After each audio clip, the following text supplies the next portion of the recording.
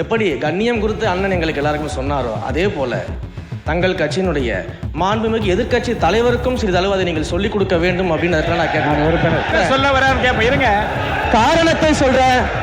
8 கோடி மக்களின் பிரதிநிதியாக இருக்கக்கூடிய மாண்புமிகு முதலமைச்சர் அவர்கள் அவைக்குள்ளே வரும் பொழுது அமர்ந்திருக்கக்கூடிய எதிர்க்கட்சி தலைவருக்கு அந்த கண்ணியத்தை சொல்லிக் கொடுத்து 8 கோடி மக்களின் முதலமைச்சருக்கு அந்த மரியாதையை தர வேண்டும் என்ற கண்ணியத்தை சொல்லித்தர வேண்டும் என்பதை பேரவைத் தலைவர் வாயிலாக தெரிவித்துக் கொள்கிறேன். அப்பா ரைட்டா அது சொல்லுங்க, அதுக்கு பதில் சொல்லுங்கன்ற சொல்லுங்க.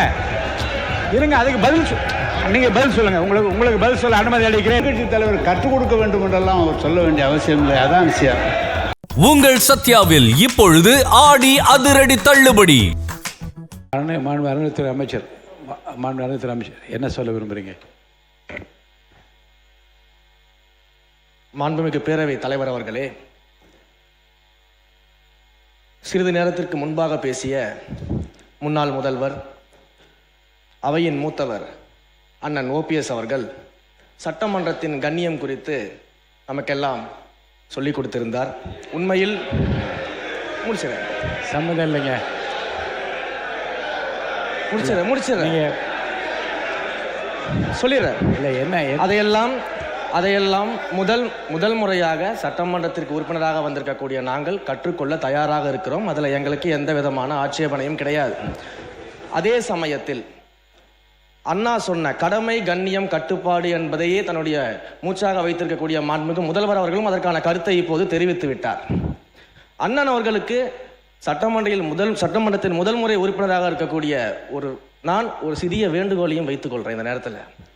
எப்படி கண்ணியம் குறித்து அண்ணன் எங்களுக்கு எல்லாருக்கும் சொன்னாரோ அதே போல தங்கள் கட்சியினுடைய மாண்புமிகு எதிர்க்கட்சி தலைவருக்கும் சிறிதளவு அதை நீங்கள் சொல்லிக் கொடுக்க வேண்டும் அப்படின்னு நான் கேட்கிறேன்.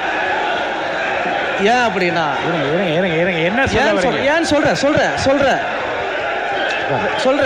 ஏன்னு சொல்ல வர இருங்க, காரணத்தை சொல்றேன்.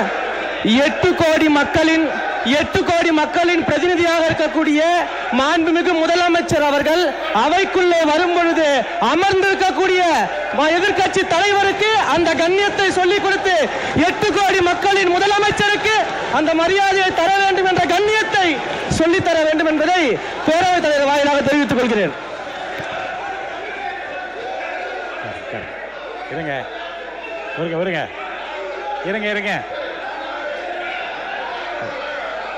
உட்காருங்க.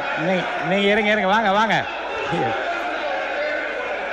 யாராவது ஒருத்தர் பேசுங்க. நீங்க பேசுங்களா? அவர் யாராவது ஒருத்தர் உட்காருங்க. யாராவது ஒருத்தர் இல்ல எல்லாரும் நீங்க இவருங்க எல்லாரும் நீங்க பேசுறது வந்து வெளியில போய் பேசலாம். இங்க இருக்கவங்க யாராவது ஒருத்தர் பேசுங்க. யாராவது ஒருத்தர் இருங்க. ஒருத்தர் பேசுங்க. ஒருத்தர் உட்காருங்க. இருங்க, அவர் சொன்ன இருங்க, நீங்கள் அனைவரும் இருங்க. அவர் பேசுவதற்கு முன்பாகவே இருங்க பேசுறது. அவர் பேசுவதற்கு முன்பாக எல்லோரும் எழுதி நின்று நீங்கள் வந்து எதை பற்றி பேசப் போகின்றார் என்ன என்று தெரியாமல் குரல் கொடுத்து கொண்டே இருந்தீர்கள். அவர் என்ன பேசினார் என்பதை உள்வாங்கியிருந்தால் அது குறித்து நீங்கள் தாராளமாக பதில் சொல்லலாம். அவர் சொன்னது நீங்கள் புரிஞ்சுக்கிட்டீங்கல்ல. அவையின் கண்ணியத்தை பற்றி அவர் சொல்லி நாங்கள் ஏற்றுக்கொள்கிறோம். அதன்படி நடக்கவும் தயாராக இருக்கிறோம். இருங்க சார், இருங்க. அவர் சொன்ன கருத்தை புரிஞ்சுக்கோங்க. மாண்புமிகு முதலமைச்சர் வருகிற போது எல்லோரும் எழுந்து நின்று வணக்கம் தெரிவிக்கிறோம். எதிர்க்கட்சி தலைவர் உட்கார்ந்தே இருக்கிறாரே என்று அந்த கருத்தை அவர் சொல்றாரு. தப்பா ரைட்டா அது சொல்லுங்க, அதுக்கு பதில் சொல்லுங்கன்றேன். சொல்லுங்க. இருங்க, அதுக்கு நீங்க பதில் சொல்லுங்க. உங்களுக்கு பதில் சொல்ல அனுமதி அளிக்கிறேன். மாண்பு உறுப்பினர் நேரு அவர்கள். நீங்க சொல்லுங்க. அதுதான் அவர் கேட்டார். உட்காருங்க. அதுதாங்க அவர் கேட்கிறார். உட்காருங்க. மாண்பு உறுப்பினர் நேரு அவர்கள். மாண்புமிகு பேரவைத் தலைவர் அவர்களே, மாண்புமிகு பேரவைத் தலைவர் அவர்களே, மாண்புமிகு முதலமைச்சர் அவர்கள் மிக சிறப்பாக அதை கையாண்டார். நாங்கள் அதில் மகிழ்ச்சி. ஆனால் எங்கள் திருச்சி மாவட்டத்தில் வெற்றி பெற்ற அமைச்சர் அவர்கள் அதை எதிர்க்கட்சி தலைவரை பற்றி சொல்வார். நாங்கள் கூட 5 ஆண்டு காலம் முதலமைச்சராக தளபதி அவர்கள் இருந்தார்கள். அப்படி தளபதி நம்முடைய முன்னாள் முதலமைச்சர் அவர்கள் இருக்கிற போது அவர் வருகிற போது எதிர்க்கட்சியில் இருக்கிற தலைவர் எழுந்ததில்லை.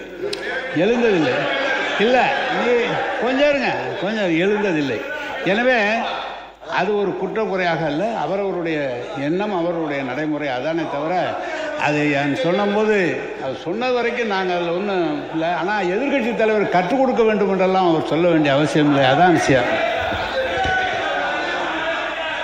அவை முன்னவர். மாண்பு பேரவைத் தலைவர் அவர்களே, ஏறத்தாழ மணி 12 ஆகப் போகிறது.